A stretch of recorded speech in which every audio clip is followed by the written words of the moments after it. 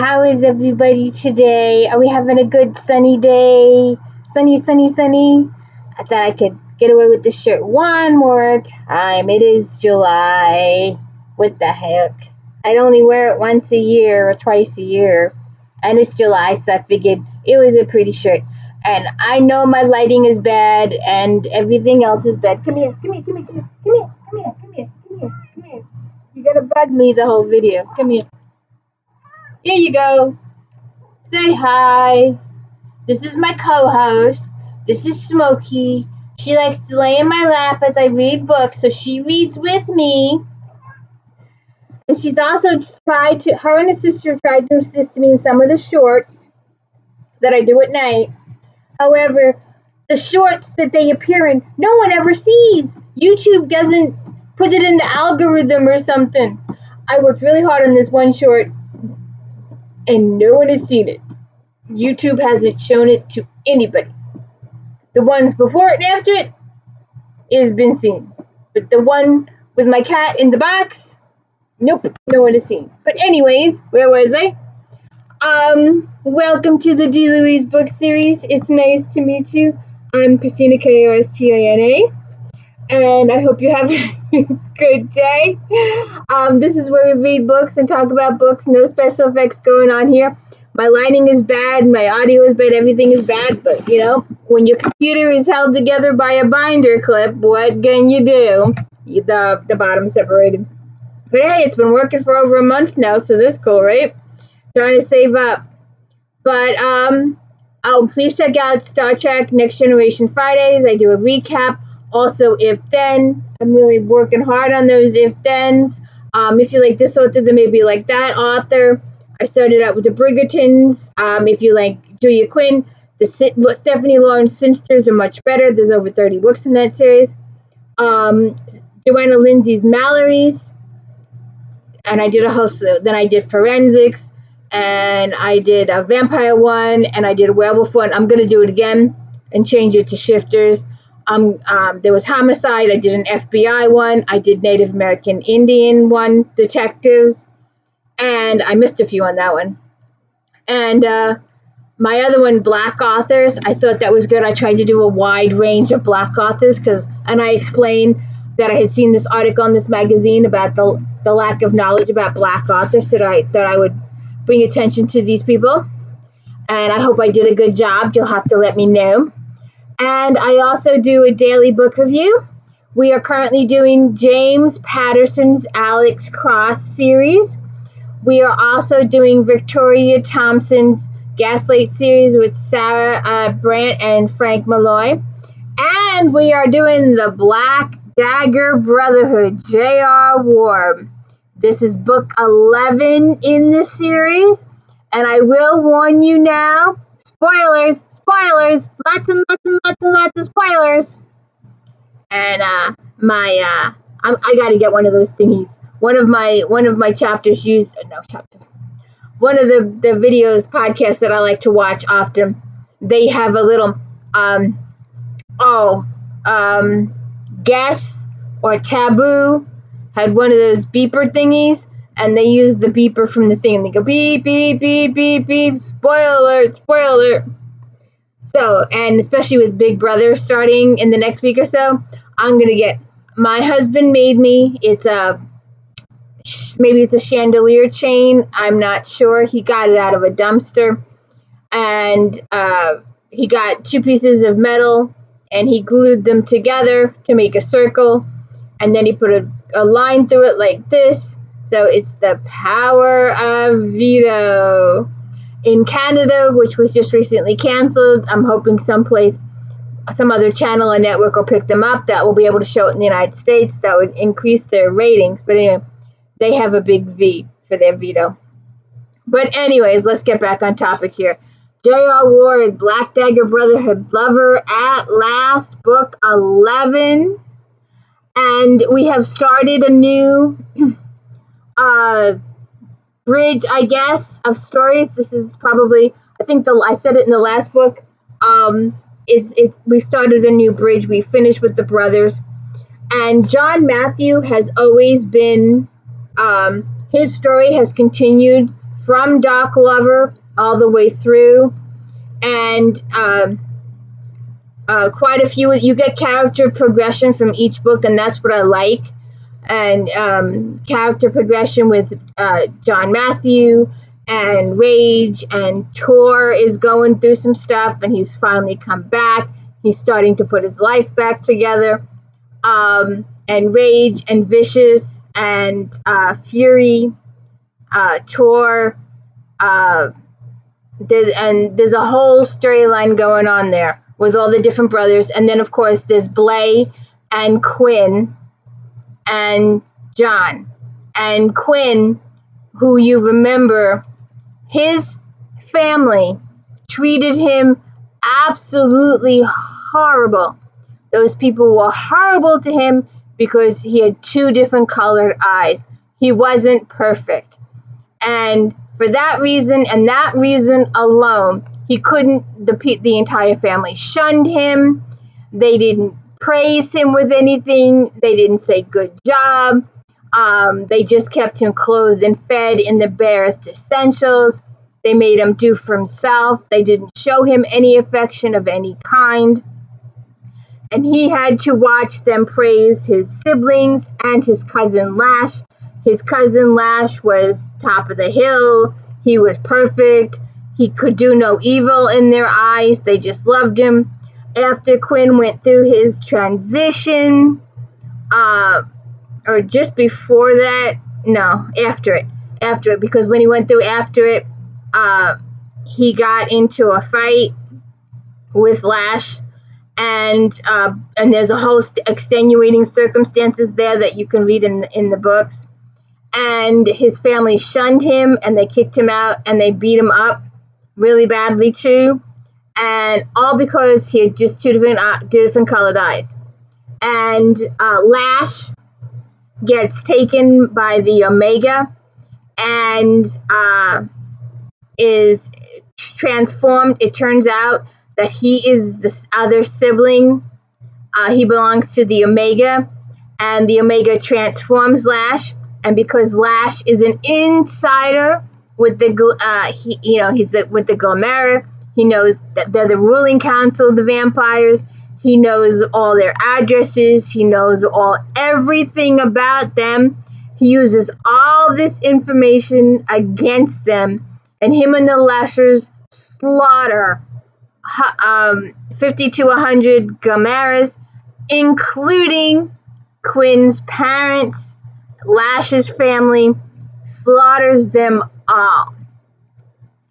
So in the beginning of this book, see, now Quinn is just starting to get past all that, and he half of him feels bad and the other half doesn't feel bad because of the way his family treated him.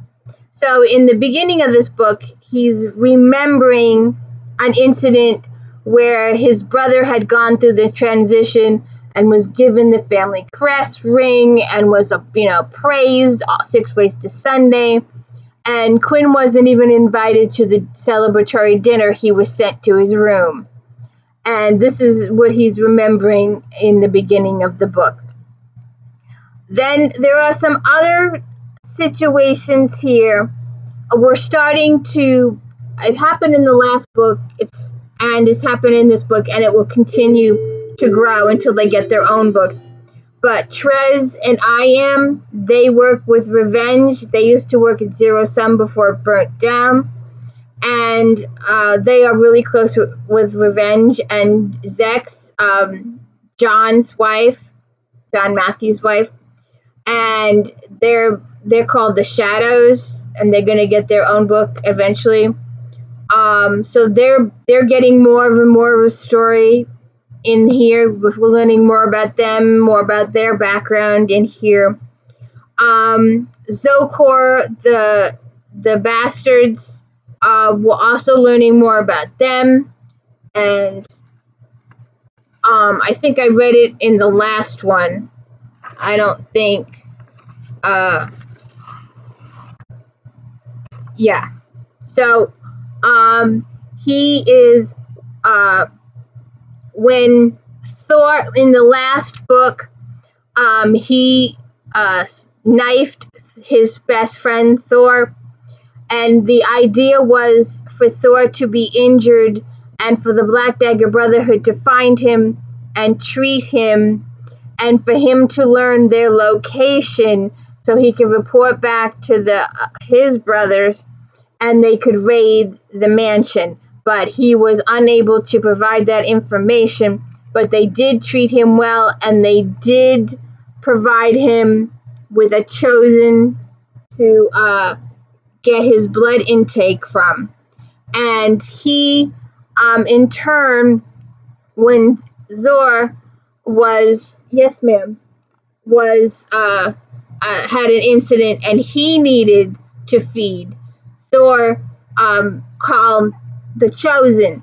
Now, she's a little innocent in all this, and she doesn't know that she wasn't supposed to feed the other side, but she did feed the other side. Would you? And that comes to a little bit of a head in the end of the last book. And now Zokor is in love with Layla. And Layla also, in the last book, went into her kneading. And Quinn, because he was mooning over Blay, and because John Matthew was busy with Zex, and because Quinn is a really good guy, and he has feelings, and all this, a whole bunch of other stuff and other reasons went into it, he decides to help Layla with her kneading. And because he did that, she ended up with trials. And then we have this situation, and like there are a couple of other stories that are starting in this book, and I am not sure what they mean yet. We may not find out till the next book. It's just like Trez and I am. You're not really sure what's going on with them, but you're starting to get more and more of this story as the book goes on. So maybe, in the next book and the next book, we'll start getting more information about them.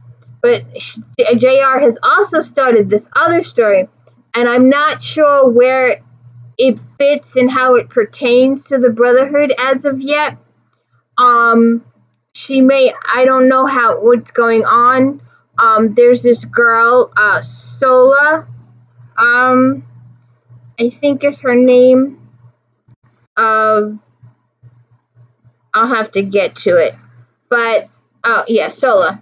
And, she's working for Ricardo Benolis, and Ricardo Benolis is the new drug dealer. He's taken over for revenge, because apparently, and I guess I must have missed this point in the last book, but apparently Revenge is pretending to be deceased for some reason to the public. So Ricardo is taken over for him, and he's dealing with the other side. And he and Assail had a thing in the last book where he was meeting with the Brotherhood to give them some information. And he also met with the Brotherhood and the Council, or supposed to meet with the Council, and Wrath got shot in the last book, but he survived. And the bosses are trying to, or someone is trying to, frame Zokor for the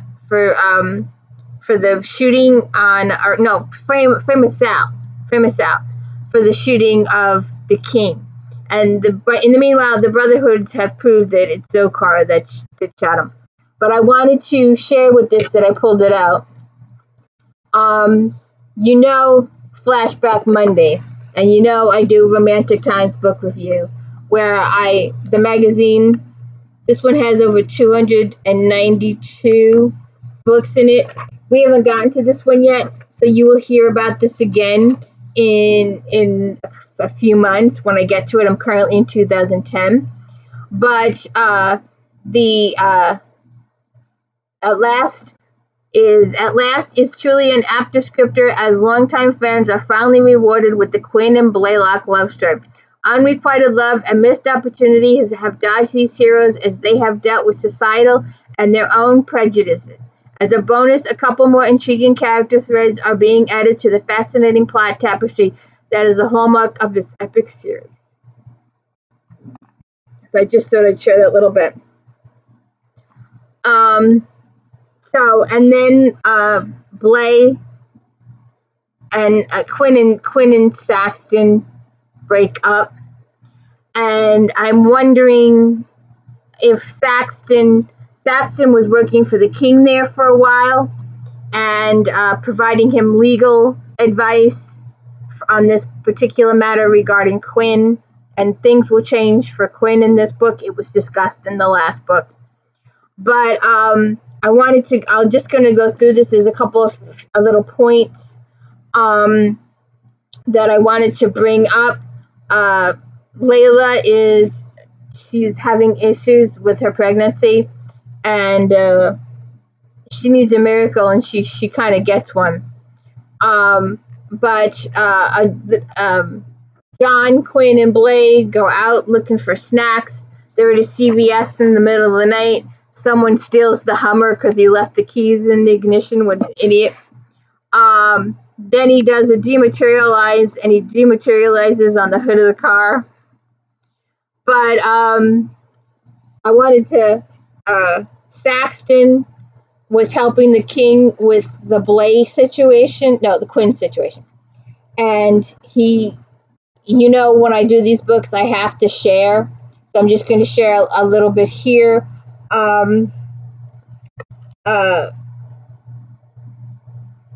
I wanted to read this part.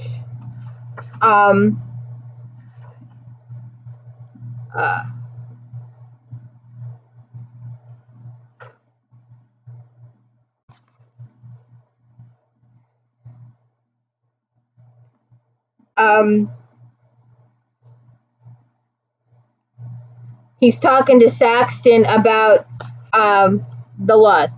A deep breath was taken and let out, as if the civilian was staring at the exit and wondering if V's pissed off departure might just cause him to wake up dead later on in the day. The audit of the old laws is complete, and I can provide you with a comprehensive listing of all sections that require amendment, along with the proposed rewording and a timeline on the change which would be made if yes or no. That's all I care about. And he's like, yes, I can do this thing for you. So he's like, good, do it. Then Layla has an incident. She's not feeling well. She doesn't want Jane to know. She doesn't want the Brotherhood to know what's going on. So she goes to the clinic. And when the clinic finds out she's a chosen, they throw her out. She's too much royalty. They can't treat royalty at the clinic. And then Fury and the brothers go beat Havers. He has no business treating Layla like that. So that's another issue there. That's something you'll have to read. That'll stir your emotions. But I said, here it is.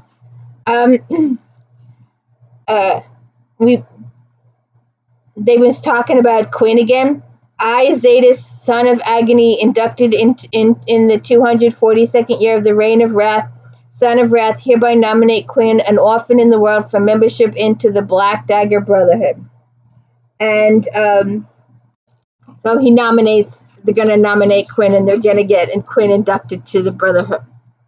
And I'm not sure what the stuff with Assail and Salo are yet. We're going to have to find out in the next book. Layla renounces her chosenship so that she can get treated. So I don't know why we just don't get the scribe virgin in here to do something about it. And I don't know what all this stuff going on with Sola is, and Assail, and who they are yet. They're going to be talked about in future books, I'd assume. And I also did have one question, and I'm going to ask it on the Facebook page. I just forgot. Page 361. Now, I always I think it's been stated in many a book that because Butch was half, he wasn't a full brother, he couldn't dematerialize. So there we go. The second. Butch dematerialized. And I always assumed that he couldn't because he was half. And remember when V jumped out of the building and Butch had to run down all those stairs to get to the building to be there, and V just materialized back up. So there's that. We also have the issue with the council, and Wrath gives this big speech in front of the council, and I wanted to share this with you.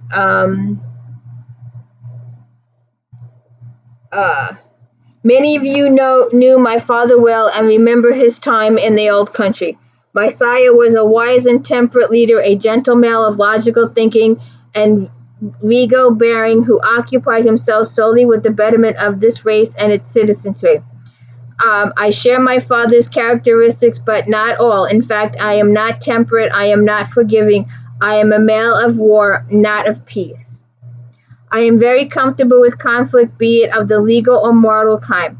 My father was a mediator, a bridge maker. I am a grave maker. My father was a persuader. I am a taker. My father was king who would willingly sit at your table and converse with you about minute.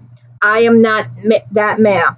Yeah, the council had no doubt never been addressed like this, but Blay couldn't disagree with the approach. Weakness was not respected. My father and I do have one thing in common, however, Wrath Angle, she said, as if he was staring at the black blade. My father caused the death of 8 of your relations. Over the course of my father's reign, there were 8 attempts on his life, and no matter how long it took, whether it was days, weeks, or even months, he made it his business to find out who was behind each, and he hunted the individuals down personally and killed them. You may not have heard the true stories, but you will know the deaths. The perpetrators were beheaded with the tongues removed. Surely as you cast your mind back, you can recall members of your bloodlines who were interred that way. You recall further that those details were attributed to the lessening society. I say unto you now, I know the names, I know where the graves are, because my father made sure I memorized them. It was the first lessening kingship he ever taught me. My citizenry is to be honored, protected, and served. Traitors, on the other hand, are disease to the lawful society and need to be eradicated.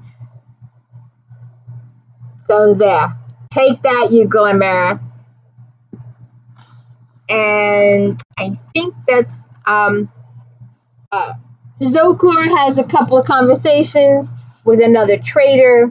There's another traitor who's going around blaming Assail for the issues, and it's not Assail, it's Elon, this guy Elon. So Assail kills Elon, and Zokor was working with Elon trying to get into the Glimmer. He's trying to get himself named king. He's decided that he's not going to do it with war. He's decided he's going to get into the law. And while the person is not named in the book, I'm assuming it's Saxton. I could be wrong that he's being a double player here. But we'll see what happens. So, like I said, there's stuff with, I don't know what's going on with Salo yet. She's just starting, or with Assail, but their stories are getting bigger and bigger in each book. And Trez and I Am is coming into fruition. Their stories are growing each book. So we will have to see, because there's a little bit of a cliffhanger. We don't know what's going on with Zokor and his attempt at the throne. We don't know what's going on with Sola, and she's been kidnapped by the end of the book, so we don't know what's going on there. If Assail will locate her or not and save her. What's going on with I Am and Trez. Apparently, Trez is betrothed at birth to a queen who he's never met. It's part of some society and we will probably get more information on that as time goes along. I hope you will. I have 11 pages of notes here that I kind of skipped over. But so I hope you will join me for Star Trek Fridays and recaps on Fridays. If then Fridays, I'm working really hard on that. And if then Friday afternoons, Flashback Mondays, where I talk about over 30 or 40 or 50. Or in the last one, I did 70 books. So it went almost 2 hours, that one. But I hope you will join me. I hope you enjoyed the Lover at Last. Blay and Quinn finally get together after he breaks up with SAXTON. And that's why I'm thinking this stuff with SAXTON is a little shaky. And, of course, we are moving on to the King. Thick book. I hope you will watch for this in the next coming days. Also, Victoria Thompson's Gaslight series. We are doing the next books up are Murder in Morningside Heights. I got a library sale. I bought the entire set at the library sale. And London Bridges is the next Patterson up. So I hope you would join me for those. And I've got a couple of others, solos coming in between those. Please hit the like and subscribe. Thank you so much for joining me and my co-host who's absent right now. Hey, come here. Come here, Smokey. Come here. Come here. Come here. Nope. She doesn't want to say goodbye. Have a good one.